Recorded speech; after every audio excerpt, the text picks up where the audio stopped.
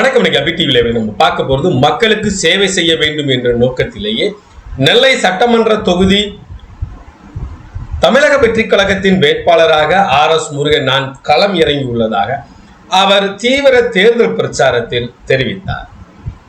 தமிழக வெற்றி கழகத்தின் திருநெல்வேலி சட்டமன்ற தொகுதி வேட்பாளராக RS முருகன் நெல்லை சட்டமன்ற தொகுதிக்குட்பட்ட பல்வேறு பகுதிகளில் தீவிர வாக்கு சேகரிப்பில் ஈடுபட்டார்.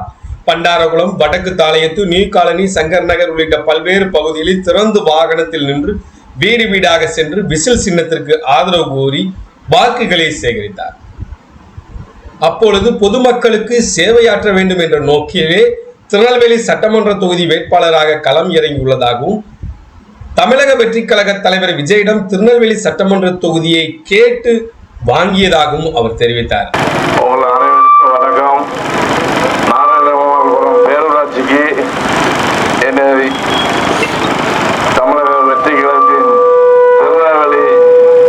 திருநெல்வேலி வேட்பாளராக அறிவித்திருக்கிறார்கள்.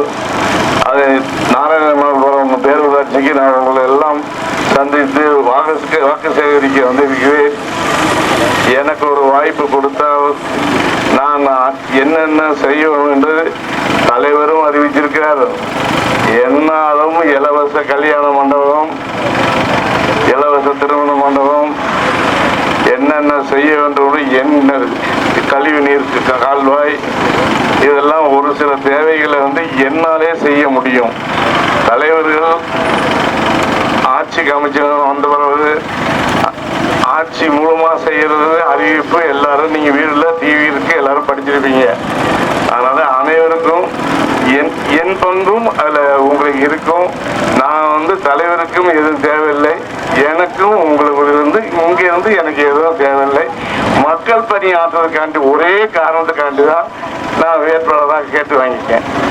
அனைவரும் விசில் சின்னத்தில் வாக்களிக்குமாறு அன்புடன் என் சொந்தங்கள் அனைவரும் எனக்கு வாக்களிக்குமாறு கேட்டுக்கொள்ளப்படுகிறேன்.